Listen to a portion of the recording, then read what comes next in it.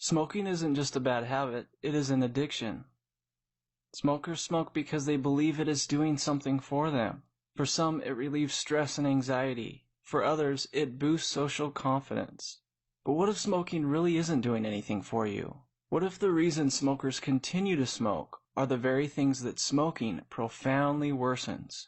Most people smoke to calm the nerves or to relieve tension and stress. But when you take that puff, your heart rate actually goes up, and it puts your brain into a panicky state, activating the amygdala, the fear center of the brain. Smoking actually feeds anxiety, stress, and irritability. It doesn't cure it at all. To smokers, the emotional payoff of smoking right now is always greater than the perceived negative consequences in the future. Just like any other addiction, smoking spikes chemicals in the brain.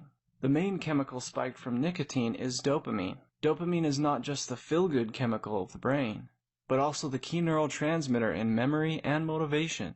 Smokers build a life around their perceived world of smoking. It becomes a part of them just as eating and sleeping. But the perceptions a smoker has about smoking is false and based on false perceptions. When you don't have your smoke, you ruminate over it. You crave it, you obsess about it. Intrusive thoughts to smoke interrupt your life. Those powerful thoughts and urges are quickly diminished by smoking. A respite obtained from smoking feeds the assumption that smoking is doing something for you. Most smokers react in a panic when they feel an urge or craving coming on. The urge tells them that they need to do something about it right away. But the thing about urges and cravings for cigarettes is that they are false messages. You do not have to act on them. They are not real needs, although they sure feel like it. A craving comes from the limbic system in the brain.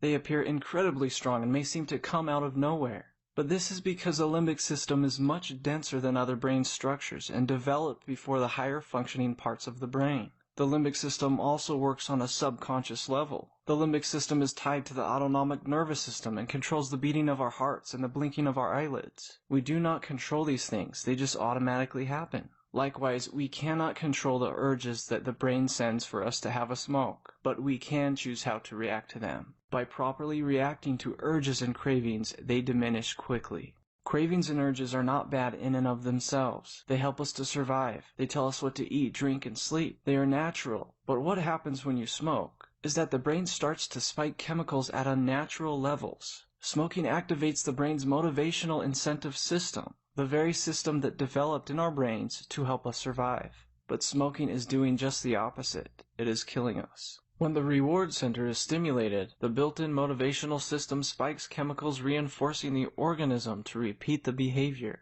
For example, if we go too long without food, our brain sends strong signals telling us that we must eat. Similarly, smokers experience these cravings as if they are needing to fill a void, such as hunger. But when it comes to smoking, there is no survival value. Our brain tells us that we need to have a smoke, but you really don't.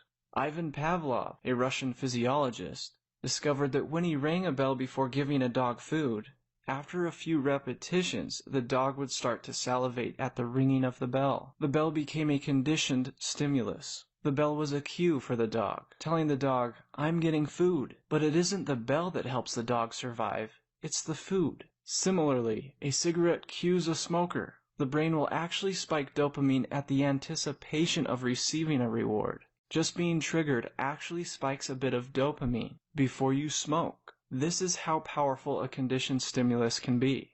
Quitting smoking can be tough, but the best ways to quit smoking are the ways that address the desire, not the behavior. You need to learn how to manage cravings and urges properly.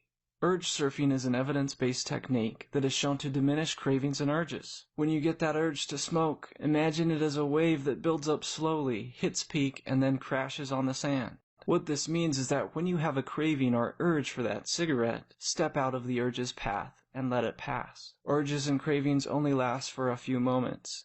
Observe it like a curious scientist without getting caught up in it. In your mind's eye, stand back and gain a third-person perspective. Just observe, do not react. What you may soon find is that the craving or urge is weakening. Try to follow the urge all the way through as it builds up, hits its highest, and then slowly diminishes. It is like a passing wave that you need to ride out. It doesn't last. If you like what you see, click to subscribe for more videos.